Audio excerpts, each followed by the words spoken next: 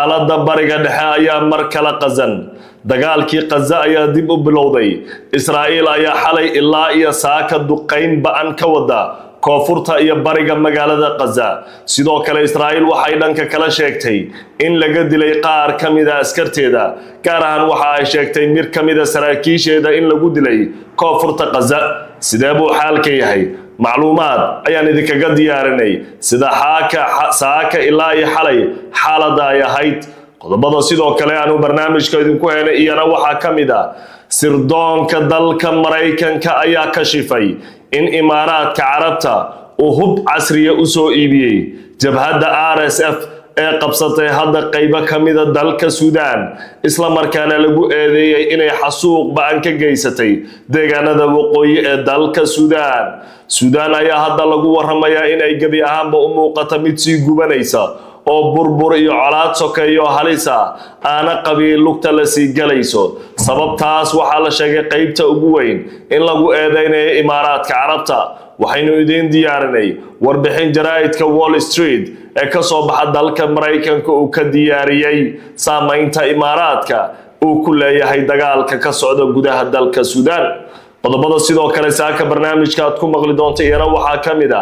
madaxweynaha dalka Mareykanka Donald Trump oo ka baxaya Japan kuna sii socda koonfurta Korea ayaa wax laga weydiiyay dagaalka iyo ballan la'aanta Israa'iil ee Gaza wuxuu ku jawaabay ayaa noqotay mid caalamka uu mar kale la yaabo waanu isla eeganay Trump laftirkiisa oo la sheegay inuu si daran u raadinayo inuu mar kale ama mar saddexaad ku soo noqdo xilka madaxtinimada dalka Mareykanka sadarteedna uu doonayo inuu dastuurka wax ka bedelo gudaha Mareykanka xalay waxa si la yaab leh u bilowday mar kale argagaxna ku noqotay malaayiin dib ugu soo noqotay guryahooda Gaza diyaaradaha Israa'iil oo si daran u duqeynayo gantaaladooda oo mar kale lagu foorarayay gudaha Gaza Israa'iil waxa ay sheegtay inay dagaalka dib u bilowday kadib markii Hamas ay qaar kamid ah ciidankeeda sida iyadu sheegtay ay weerartay oo ku sugnaa gudaha Rafah laakiin Hamas ayaa arinta gabi ahaanba beenisay oo ku sheegtay inay tahay marmarsiyo raqiis ah oo Israa'iil doonaysa dagaalka Gaza inay dib ugu soo noqoto dagaalka Israa'iil dib uga bilowday Gaza ayaa waxa uu ku soo aaday xilli Hamas ay baadi goob ba'an uga jirto gudaha tunnelada Gaza ay ka raadinayso meydadka ka maqan Israa'iil waxa la arkayay dagaalyahanada Hamas oo badeelo iyo sidoo kale qalab baaritaan cagafyo wato oo baaraya gudaha Gaza ayaa la arkayay ka hor intaysan Israa'iil dagaalka bilaabin sidoo kale xalay fiidkii waxa ay sheegeen ka hor duqeynta Israa'iil inay heleen qaar kale oo kamida meydadka Israa'iil ka maqnaa 7 Oktoobar kuwii la qabsadana kamid ahaa waxayna sheegeen inay doonayaan sida ugu dhaqsiyaha badan inay wareejiyaan horay isbuucan Hamas waxa ay sheegeen inaysan Israa'iil u fududayn doonin marmarsiyo ay dagaalka dib u bilowdo laakiin maamulka Netanyahu oo xalay iyo xalay habeen hore kulan degdeg ah yeeshay waxa ka soo baxay in dagaalka Gaza ay dib u bilaabaan waxa xalay gudaha Gaza lagu dilay dad gaaraya 63 reer Falastiin boqolaal ku dhowna waxa la sheegay inay dhaawac yihiin 63 ka ay dileen militariga Israa'iil duqeynteeda 24 kamida waxay warbaahinta qoraysaa inay yihiin caruur yar yar dadka reer Gaza xaaladooda hadda waxa lagu waramayaa bilowgii dagaalka 7 Oktoobar kadib 2 sano ka hor xilligii ay Israa'iil weerartay gudaha Gaza inay dadku maanta ka sii liitaan marka la eego 2 sano oo daal oo ay ku jireen hadda oo ay sugayeen ama iyar ka dhadhamiyeen neecawda nabadda laakiin ay wali la halgamayeen macluul iyo gaajo daran oo wali Gaza ka jirto iyadoo hay'adaha bani aadanimada arrimaheeda ka hadla oo iyaga laftirkooda lagu eedeeyay inay reer Gaza dayaceen ay sheegayeen Gaza wali inay macluul ka jirto oo xaaladdu ay adag tahay Israa'iil ayaa maalmihii la soo dhaafay waxay dawladaha caalamka siyaabo kala duwan uga hadlayeen oo ay ka codsanayeen in ay dib u bilowdo oo ay fududayso kaalmada bini'aadanimada soo galaysa Gaza iyadoo la sheegay caruurta reer Gaza inay u dhimanayaan macluul saaka dadka reer Gaza mar kale waxa ka koryeeraya sawaxanka iyo qaylada dirganka gantaalada Israa'iil taas oo mar kale dadku gelinaysa xaalad adag ma garanayaan meel ay ku gambadaan iyo meel ay ku qaxaan waxaase ay warbixinadu iyo dadka arrimahan ka hadla aad uga faalloonayaan aaway heshiiskii Sharm el-Sheikh, aaway dowladihii goobjooga ka ahaa, aaway dowladihii qaybta ka fududeeyay, aaway Turki, aaway Qatar, aaway Masar, dhammaan kuwan iyo kuwa kale oo iyagu Mareykanka iyo Israa'iil ay u soo mareen in Xamaas ay aqbasho heshiiska isla markaana ay iyagu ballan qaadeen in damaanad la qaadayo. Mareykanka Donald Trump ayaa isagu u muuqda mid ballantii ka baxay marka la eego xaaladda saaka Gaza ay marayso. haddaba dhinaca kale aan isla eegno, Israa'iil iyadu maxay ka cabanaysaa oo ay ku marmarsiyoonaysaa inay dagaalka dib u bilowday. dadkan arrimaha wax ka qoro kana hadla waxay leeyihiin shaki kuma jiro Israa'iil inay bilowgiiba rabtay dagaalka inay dib u bilowdo marka la eego hadallada ka soo yeerayay wasiirada xagjirka Israa'iil Bezalel iyo Ben Gvir ayaa lagu warramay inay tusaale cad u ahaayeen dib u bilaabashada dagaalka iyadoo wax eedeyna oo Xamaas iyo kooxaha kale toos oo marka ay sameeyeen aysan jirin xilliga ayba bilowgii dagaalka sheegeen inaysan macquul ahayn dagaalka in la soo afjaro Xamaas oo aan gabi ahaanba la baabi'inin. ahdaafta ugu weyn ee Israa'iil ay lahayd qodobadeeda ugu asalka ah ka mid ahaa inay doonayso gabi ahaanba Xamaas inay hubka ka dhigto Gaza in lala wareego maamul Fatah aan ahayn Xamaasna aan ahayn inay ka taliyaan. haddaba sidoo hadda mar kale dagaalka xalay ku bilowday. dagaalka waxaa la sheegay inuu ku bilowday amar toos uga yimid ra'iisul wasaaraha Israa'iil Benjamin Netanyahu kulan degdeg uu la yeeshay wasiirka gaashaandhigga taliyaha guud ee militariga Israa'iil Katz iyo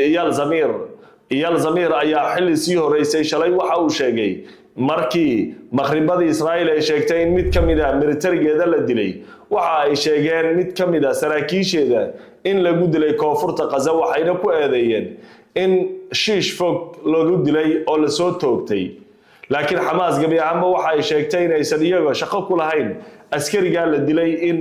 ay Israa'iil laga dilay Xamaas ay dishay ay sheegtay. waxayna sheegeen inay tahay marmarsiyo iyo qiil ay doonayaan inay dagaalka Gaza mar kale dib ugu bilaabaan. Israa'iil Eyal Zamir taliyaha guud ee militariga Israa'iil waxa uu sheegay in ninka laga dilay Xamaas dishay xaqna ay u leeyihiin inay aarsadaan. Donald Trump oo diyaarad ka soo baxaysay Japan oo diyaaradda Air Force One ee Mareykanka madaxweynayaasheeda ay leeyihiin ama aqalka cad saaran ay sii fuulay ama sii raacaya isagoo ku sii socday koonfurta dalka Kuuriya ay wariyaashu isagoo sii raacaya waxay wax ka weydiiyeen dagaalka dib u bilowday. wuxuu sheegay Trump in ilaa hadda intuu isaga ka warqabo loo sheegay inay Xamaas dishay mid ka mid ah askarta Israa'iilna ay ka aarsanayso Xamaas. wuxuu sheegay waxay xaq u leeyihiin inay si aarsadaan haddii qof laga dilay, laakiin wuxuu yiri taasi ma burburinaysa heshiiskii Sharm el-Sheikh, shaqana kuma lahan. markaasuu wuxuu raaciyay hadal yaab leh kaas oo ah Xamaas haddii ay rabto waa koox iska tabar yar, waa wax yar oo tacbaan oo meel yar jooga. hadday rabto inay badbaado buu yiri waa inay edab u joogtaa, hadday u joogi weyso waa la soo afjarayaa iyadoo dhanba waa la termination baa lagu samaynayaa buu yiri, waa la soo gabagabaynayaa, la soo afjarayaa. hadalkani maba ahanba wax meesha yaalo, waxa dhimanaya waa 63 kamid ah caruurtii iyo dumarkii reer Falastiin gaar ahaan reer Gaza. kama hadlaya heshiiskii Sharm el-Sheikh asalkiis wuxuu ahaa dagaalka in la joojiyo, kuwa Israa'iil laga haysta loo soo daayay. Israa'iil waa loo soo daayay 20kii noolay, intii maqnayd meydadkii waa loo keenay sida ay warbixinadu sheegayaan. waxa uu haray 12 meyd oo hilbahoodii la baadi goobayo oo waliba kooxaha iska caabinta Xamaas iyo kuwa kale ay codsanayaan in la siiyo waqti ay ku raadinayaan. laakiin Israa'iil waxay leedahay lama aamini karo kuwani ma ahan kuwa wax soo wada. shalay mid kamid ah kaamirooyinka Al Jazeera iyo kuwa kale waxay qabanayeen mid kamid ah askarta Xamaas oo god tuneelada kamid ah ka soo baxay oo daalan oo aad u raadinay meydadkii Israa'iil ka maqnaa oo gacmaha taagay oo inuu daalay sidaan dhahaa macnaha waan daalnay sida u raadinaynay, macnaha sida loogu rafaaday oo loogu dhiban yahay ay muujinayeen. Israa'iil isla markii waxay u bedeleen warbaahinteeda Xamaas ma ahan kuwa wax soo wado. ugu dambeyn Trump laftirkiisa oo hadda Gaza iyo Sharm el-Sheikh iyo heshiiska qayb ka yeelay gudaha Mareykanka eedeyn badan baa uga socoto. warbaahinta CNN-ka waxay qortay xalay in Trump la ogaaday xog ah inuu si daran u raadinayo dastuurka Mareykanka dhanba inuu bedelo si loogu ogolaado inuu mar kale soo sharxo sida Ismaaciil Cumar Geele camal laakiin Ismaaciil Cumar Geele raa Ismaaciil Cumar Geele Soomaalida farsamo yaab loo ku sameeyay Soomaalida Djibouti iyo dadka reer Djibouti la Soomaaliya degto Anfar baa degto maartay dad kala duwan baa dego oo reer Djibouti ah reer Djibouti uu mashquul wuxuu yiri Soomaalidii shirki maartay carta lagu qabtay 2000 jamhuuriyadii saddexaad oo qabana dhinaca kale lagu baxay dastuur uu bedelay xilkii madaxweynimada Djibouti qofka inuu madaxweyne ahaan karo xitaa isagoo 85 sano gaaray ayuu ka dhigay ilaa isaga waa 70 jir dastuurka Djibouti wuxuu qalay 75 qofka weyn uu noqon karin madaxweyne wuxuu iskaga darsaday 10 sano kale isaga la tartiib u bedeshay Donald Trump taas uu raadinaya baa leeyahay laakiin mid kamid ah maartay aqalka Mareykanka ragooda ugu sareeyay mas'uul madaxdoodii Johnson la yiraahdo si cad ugu sheegay Trump inay adag tahay taas inay dhacdo dastuurka Mareykanka in la bedelo si madaxweynaha mar saddexaad inuu madaxweyne noqdo ugu fudaato macnaha waxa leeyahay ninkan wuxuu ka helaa dadka dictatorka wuxuu rabaa inuu dictator noqdo kaliya taliye inuu noqdo oo waligii kursiga sii jooga marka waxa leeyahay qof sida uu yahay fahamkiisa aragtidiisa dad kale oo qazay bariga dhexe ku dhibaataysan wax dan iyo hela uu ka leeyahay malan waxaase hadda la sheegaya inay arrintan ku ceeboobayaan dawladihii u damaanad qaaday Mareykan markii xagga la iska dhigo Turkiga Qatar iyo waxa laga warsugaa balse waxay ku falceliyaan iyada Masar waxa la ogaaday sirdoonkeeda inuu Tel Aviv ka dhacay 2 isbuuc ka hor waayo walaalaha qiimiga loo wixii arrimaha ku soo kordhay barnaamijyada dambe ayaad ku maqli doontaa waxa inoo socdo sirdoonka Mareykanka oo kashifay Imaaraadka wuxuu ka wada lama yaqaan Mareykanka isaga wax kula wada isaga dhinac kale wax ka hadlaynay waa isla arki doonaa Trump ayna waan idin hayaa iyo guud ahaan xaaladda bariga dhexe iyo wixii warro ku soo kordhana gadaal ayaan ugu tagi doonaa marka hore walaalaha qiimiga loo aynu ku yaraakan waa rajaynayaa walaalaha qiimiga loo inaad qorateen oo aad la xiriiri doontaan waxaynu soo gaarnay qaybihii ugu dambeeyay barnaamijkeena aroornimo saakay oo subaxnimo Arbaca ah qaybtan dambe waxaynu ku eegaynaa Imaaraadka Carabta ayaa lagu waramayaa in uu dhibaato weyn ka geystay gudaha dalka Suudaan wargeyska Wall Street Journal ee ka soo baxa Mareykanka ayaa ku waramay in sirdoonka Mareykanka uu xaqiijiyay in Imaaraadka Carabta uu sanadkan laba jibaaray kaalmada militariga iyo taageerada uu siinayo jabhadda RSF ee dagaalka baan ka geysatay ama ka wada gudaha dalka Suudaan taas oo hadda ka qabsatay deegaano badan militariga dalka Suudaan iyadoo jabhaddan RSF lagu eedeeyay inay xasuuq ka geysatay deegaanada Darfur iyo qaybo kale oo ka tirsan waqooyiga dalka Suudaan iyadoo qabsatay qaybo muhiim ah iyo dhulal istiraatiiji ah magaalooyin ku yaala gudaha dalka Suudaan taas oo hadda mar kale dagaal sokeeyo oo halis iyo cabsi badan ka dhalinaya gudaha dalka Suudaan ka dhalisay Suudaan waxa ka imanaya muuqaalo argagax iyo cabsi badan iyadoo hadda dadka qaar laga gubay guryahooda qaar la sheegay sida ay dawladda ama militariga dalka Suudaan ay ku eedeeyeen jabhadda RSF inay dadka u beegsanayaan qabiil iyo sidoo kale deegaan taas oo Suudaan galinayso mid kamid ah colaadihii ugu halista badnaa ee xiliyadan dambe Suudaan iyo guud ahaan caalamka gaar ahaan bariga Afrika ka dhaca jabhadda Suudaan ayaa la sheegay inay gacan saar weyn la leedahay Imaaraadka Carabta laakiin warbaahinta Wall Street Journal ayaa si yaab leh waxa uu sheegay in sirdoonka dalka Mareykanka ay sheegeen oo ay fashiliyeen cidii u baan Wall Street Journal bay keenaysaa in Imaaraadka Carabta ay China u safreen oo ay China aadeen China iyo Mareykan iyo dawladaha waaweyn waxa hub ka soo iibsata dawlad kale si iyadu ay dalkeedu u difaacato laakiin Imaaraadka malaayiin dollar bay qaadeen baa leeyahay hub casriya waliba sidaa baa ku qoran Wall Street Journal hub sophisticated oo horumarsan oo casriya oo fara badan ay soo iibiyeen markaas waxay u geeyeen jabhadda RSF jabhadda RSF hubkaas waxay u isticmaashay baa leeyahay in ay kula dagaalanto militariga dalka Suudaan hubkii Imaaraadka ay keeneen Suudaan wuxuu keenay baa leeyahay isbedel dhanka dagaalka inuu ka dhex abuuray dagaalkii u dhaxeeyay jabhadda RSF iyo militariga dalka Suudaan taas oo ugu dambeyn keentay in deegaano cusub laga qabsado militariga dalka Suudaan. Imaaraadka Carabta dhowr jeer hore waxa ay diideen eedaymihii ku aadanaa inay gacansaar la leeyihiin jabhadda RSF, laakiin hadda sirdoonka dalka Mareykanka waxa ay keeneen macluumaad daqiiq ah oo hore loola soconin, sida hubkan sanadkan ay keeneen oo la sheegay inuu yahay hubkii ugu badnaa ee soo gala Suudaan, iyadoo hore ay jireen warar sheegayay in Imaaraadka ay saldhigyo waaweyn ka dhisatay goob u dhaxaysa Yemen iyo Soomaaliya, gaar ahaan xeebaha, halkaas oo ay tababarro ugu furaysay ciidamo ay ka kala keentay qaybo ka tirsan Afrika iyo Latin America. Walama garanayo ilaa iyo heerka sababta ay militariga Suudaan ula dagaalamaysa Imaaraadka, laakiin waxaa lagu waramayaa Imaaraadka Carabta inay ka leeyihiin darab waaweyn gudaha dalka Suudaan, isla markaana kaliya aysan Imaaraadka ahayn dowlado kale ay daba fadhiyaan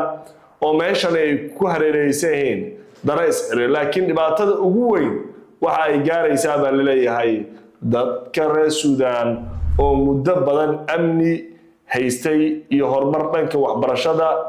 ku noolaa, laakiin hadda Suudaan waxay u muuqataa mid la kala jarjaraya oo colaado iyo dagaalo sukay madax loo geliyay. waxaynu ku soo xireynaa walaalaha qiimiga lahow.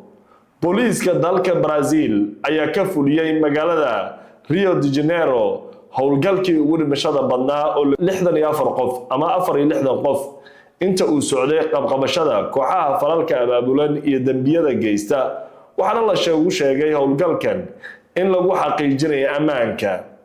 xilli Brazil ay isku diyaarinayso martigelinta shirka cimilada adduunka ee loo yaqaano COP30 oo toddobaadka u horeysa ee bisha November ama bishii 11 la filayay inuu ka furmo dalkaasi Brazil, oo ay dowladaha iyo madax waaweyn caalamka ay ka soo qayb gali lahaayeen. dhinaca kale, guud ahaan Latin America waxaa ka jirta cabsi weyn oo uga imaanaysa dhanka Mareykanka, gaar ahaan Venezuela. madaxweynaheeda waxa uu wajahayaa cabsidii ugu weynayd dalkiisa abad uu wajaho kadib markii la sheegay inay jirto howla iyo macluumaad aad u culus oo ay heleen sirdoonka dalka Venezuela oo sheegaysa in Venezuela uu ku soo socdo weerar uga imaanaya dhanka iyo Mareykanka. Mareykanka ayaa lagu waramay inuu danaynayo shidaalka dalka Venezuela. waxaa maalmahan aad baraha bulshada u qabsaday muuqaal Donald Trump xilligiisii hore ee madaxtinimada, isagoo sheegay Venezuela inay haysato shidaal iyo khayraad dabiici oo aad u fara badan, Mareykankana uu ka gaajaysan yahay, taasna la aqbali karaynin. adduunku wuxuu hadda u muuqdaa inay noqotay meel la isbaadayo, sida loo kala xoog badan yahay la iskugu awood sheeganayo. barnaamijkii aroornimo saakinta ayaynu ku soo xireynaa. tan iyo kulanti dambe nabadgelyada Ilaahay dushiina ha ahaato. Asalaamu calaykum waraxmatullaahi wabarakaatu.